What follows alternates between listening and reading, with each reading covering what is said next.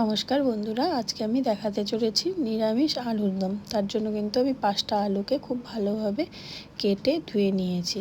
তারপর মশলার মধ্যে নিয়ে নিয়েছি নুন, হলুদ পাউডার, গোটা 2টা তেজপাতা, গোটা গরম মশলা, গুঁড়া মশলার পাউডার, লঙ্কা পাউডার আর জিরে পাউডার।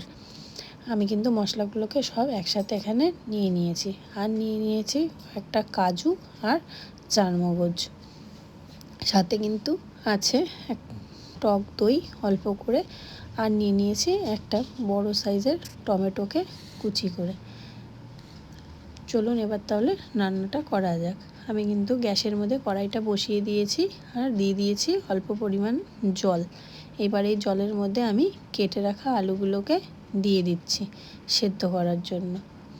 আলুগুলোকে কিন্তু খুব ভালোভাবে সেদ্ধ করতে হবে, আর একদম নরম করে নিলেও চলবে না। আলুগুলো ভেতরে খুব ভালোভাবে সেদ্ধ হবে, কিন্তু যেন গলে না যায়। তার মধ্যে দিয়ে দিলাম অল্প করে হলুদ আর অল্প করে নুন। এটাকে ভালোভাবে নাড়াচাড়া করে আমি সেদ্ধ করার জন্য কিছুক্ষণ ছেড়ে দেব।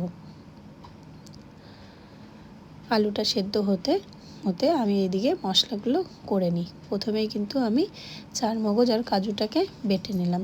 তারপর কিন্তু আমি ওই মিক্সার গ্রাইন্ডারেই দিয়ে দিলাম টমেটোটাকেও আমি খুব ভালোভাবে বেটে নিয়েছি। এবার দিয়ে দিলাম অল্প করে আদা আর কয়েকটা কাঁচা লঙ্কা। এটাকেও ভালোভাবে মিক্স করে নিলাম। দেখুন মশলা করতে করতে কিন্তু আমার আলুটা সেদ্ধ হয়ে গেছে। এই দেখুন আলুটা কিন্তু ভেতরে খুব সুন্দর সেদ্ধ হয়েছে, কিন্তু এতটাও নরম হয়নি যে ভেঙে যাবে। এবার আলুটাকে আমি নামিয়ে আবার কিন্তু কড়াইটা বসিয়ে দিলাম।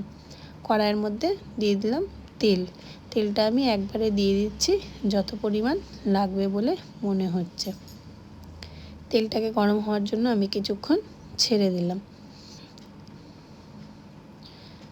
তেল কিন্তু আমার গরম হয়ে গেছে। এবার দিয়ে দিলাম গোটা গরম মশলা আর তেজপাতাটা।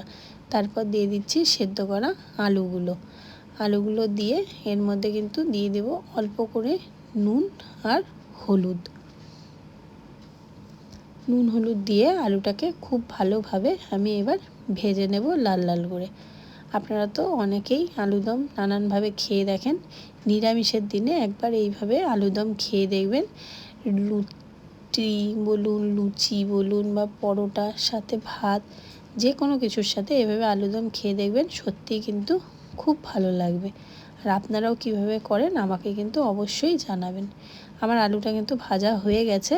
এরপর দিয়ে দিলাম এর মধ্যে কাঁচা লঙ্কা আর আদা বাটাটা।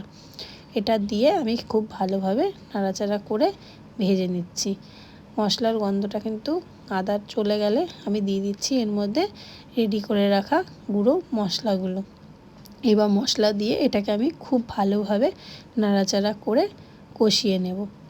ভিডিওটি ভালো লাগলে অবশ্যই একটা লাইক, শেয়ার আর ইউটিউব থেকে দেখলে সাবস্ক্রাইব করে যাবেন। আর যারা ফেসবুক থেকে দেখছেন তারা কিন্তু অবশ্যই আমাদের পাশে থেকে সাবস্ক্রাইব করবেন।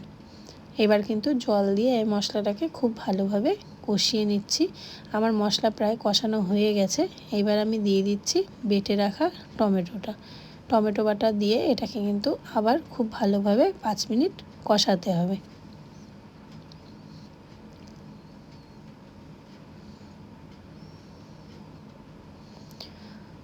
টমেটোটা দিয়েও কিন্তু প্রায় মশলাটা কষানো হয়ে গেছে। এবার দিয়ে দিচ্ছি অল্প করে টক দই।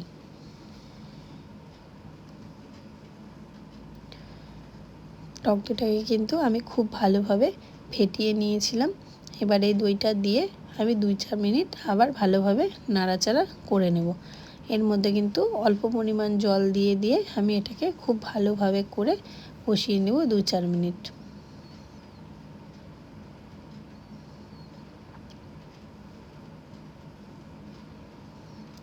আপনারা দেখেই বুঝতে পারছেন মশলা কিন্তু ভালোভাবে কষে গেছে আর তেল ছাড়ছে। এবার আমি দিয়ে দিলাম কাজু আর চারমগজ বাটাটা।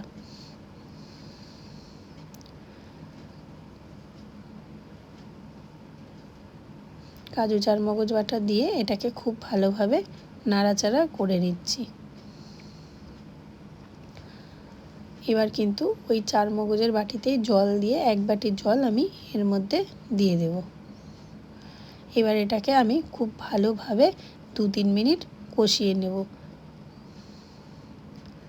2-3 মিনিট কিন্তু কষালেই দেখুন একদম জলটা কিন্তু টেনে নিচ্ছে। এবার এর মধ্যে আমি দিয়ে দেব 1 গ্লাস জল।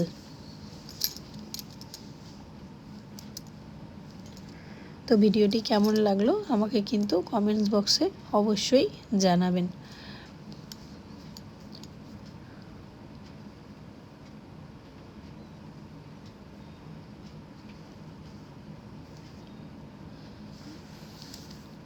আপনারা আমার চ্যানেলে আর কেমন ভিডিও দেখতে চান অবশ্যই কিন্তু আমাকে কমেন্টস বক্সে এসে জানাবেন। এই দেখুন বন্ধুরা, জল দিয়ে মশলাটাকে খুব ভালোভাবে কিন্তু আমি একসাথে মিশিয়ে দিয়েছি। এবার 2-4 মিনিট এটাকে ফোটার জন্য আমি ছেড়ে দিলাম। 2-4 মিনিট ফোটার পরেই দেখুন এটা কিন্তু আমার প্রায় কমপ্লিট হয়ে গেছে। এবার গ্যাসটাকে আমি বন্ধ করে দিলাম। Bye bye.